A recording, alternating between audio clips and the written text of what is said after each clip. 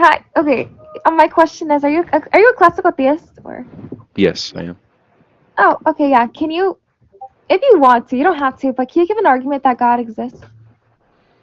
I defend any of the Thomistic arguments. I don't want answer. Okay. I'm sorry. Okay. I'm sorry. Say that one more time. That's fine. I defend any of the Thomistic arguments. Okay. Yeah. Can you get the argument for motion? Or, Yeah. I mean, do you have a Google search engine nearby? If you want to open up the Summa, we can read it through together. actually, I don't. Sorry. Okay, well, that's fine. I'll open it up.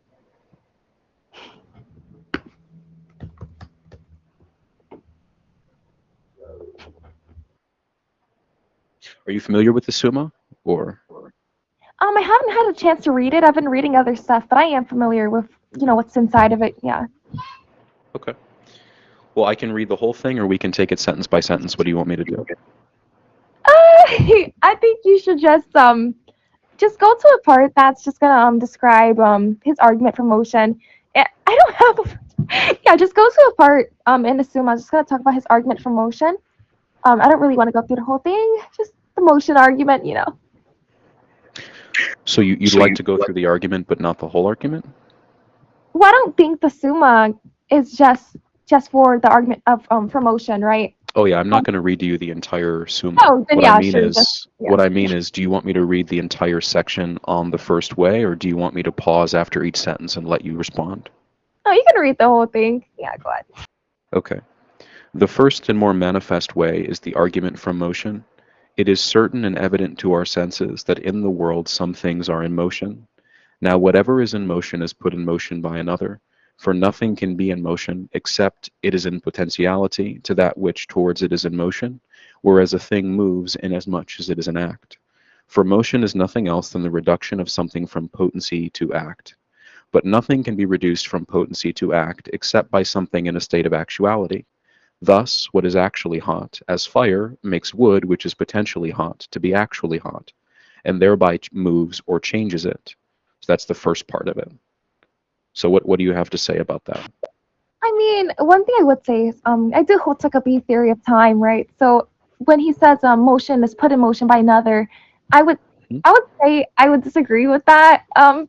More so because I think that the motion of an object is not going to be caused by an external mover in like a flow of time sense, but I think it's going to be like instead an inherent property of a static four-dimensional object, right? I don't have one, bro. What are we saying? I'm sorry. Go ahead. The issue is going to be that whether or not you're a sequentialist on time, which is I'm sure a lively debate in some circles, the motion or the movement of potency to act doesn't actually require any view of temporality to be true. It isn't presupposing there's a sequential relation of T1 to T2. Nothing about this argument presupposes that. You could just as well be a B theorist and accept this argument.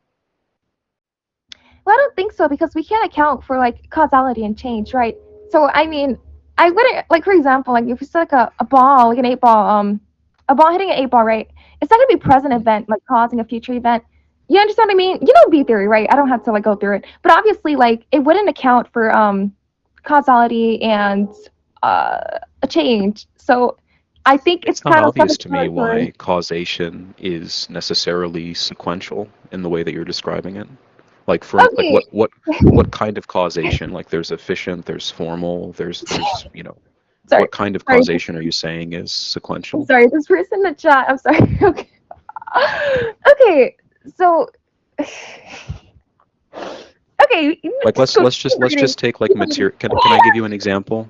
Like material causation, right? Um, the material cause for my body's being collected into this kind of physiological structure is like the flesh and bones and meat that I'm made of, right? That's the material cause for all of these things. It's not the formal cause, it's not the efficient cause, it's not what brought me into being or anything like that, but it is the stuff that I'm made of, right? Yeah, yeah.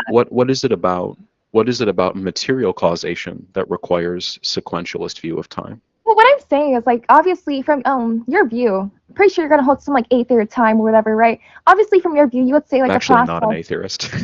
What the heck? Okay, okay. Yeah, I don't accept sequentialist theories of time. I mean, that's sort of a separate conversation about the philosophy of time, which is an interesting conversation, but I keep insisting that it's not relevant to this metaphysical conversation. Okay, let me explain. Okay, so whatever view you hold to, sure, it's not even going to be pure theory, obviously, but you're still going to hold to this definition of causality being a process in which an early event produces a later event, obviously, right? Would you I disagree don't with agree that? with that. No, I don't. Oh, so you disagree I don't. with I don't. causality? I Okay. don't. I don't take causality to be exclusively bound up in sequential actions of T1 to T2. So you disagree with I take how different Thomas kinds Aquinas of uses? You disagree with causality. how he uses causality? No, certainly not. In fact, later Hmm. on in this very same paragraph, St. Thomas Aquinas describes different kinds of causation, including material causation and final causation, which have nothing at all in principle to do with temporally ordered series, wherein one event causes another in a T1 to T2 So my sort definition of of scenario. causality does not capture Thomas Aquinas's view. Is that what you're saying? If is your definition of causality this sequentialist understanding?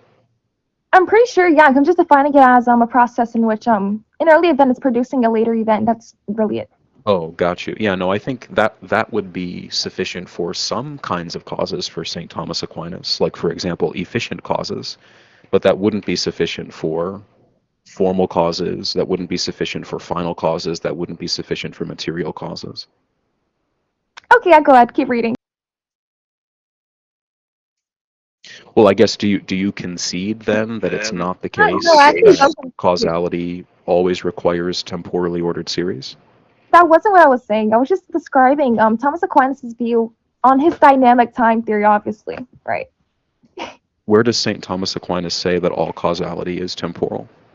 Yeah. So if you go to the Summa, right? Hold on. Let me actually pull that for you. God, Sure. Yeah.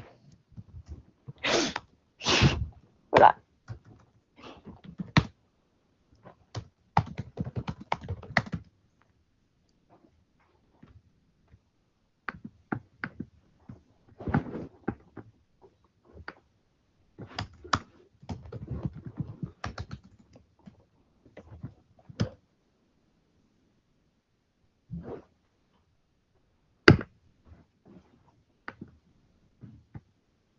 You could stop. I'm literally on the table of contents. Oh my god, my voice. I'm on the table of contents. What do you think? Hold on. I have to go to it. I don't have. Oh my gosh, bro. I think the quality of our conversation would be improved if we stop focusing on chat.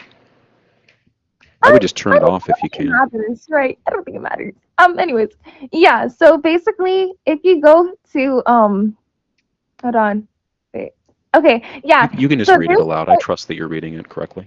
okay, yeah. So it says verbatim actually. Causality is a process where an earlier event produces a later event. An infinite regress of movers must be terminated by a first mover. What do you think about that? Yeah, I think the kind of causality he's talking about there, that would be correct. But Oh, so you think? I'm sure you know that St. Thomas Aquinas doesn't speak univocally about causality all the time. Yeah, he doesn't have to. He still says. Yeah, so if I were to say, for instance, that in reference to the first way or in reference to a series of movers, that it is the case that causes are all, temporally ordered or something like that, that doesn't mean that I think all of causality is bound up in this particular account. I'm speaking shorthand for this particular kind of causality. Because I could read you parts of the Summa where St. Thomas Aquinas distinguishes between four different kinds of causality. But So you obviously think he he doesn't think affirms that all all four? causes are the same. You think he affirms all four? Is that what you're saying? Do I think he affirms what did you say? Sorry. You think he affirms all four of the ideas of causality that you're bringing up? All four of the ideas? Which four ideas are you talking about? The ones you just said. Do I think that St. Thomas Aquinas believes in material causation, formal causation, final causation, and efficient No, causation? no, no, no, no, no.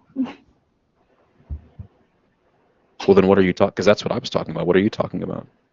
Yeah, so I'm just referring to obviously like in a Cartesian scenario, right? Obviously, there's gonna be. St. Thomas Aquinas was referring to Rene Descartes? wait. Okay, look. I think I'm gonna move on from that one. But thanks for your time, Nene. I appreciate that.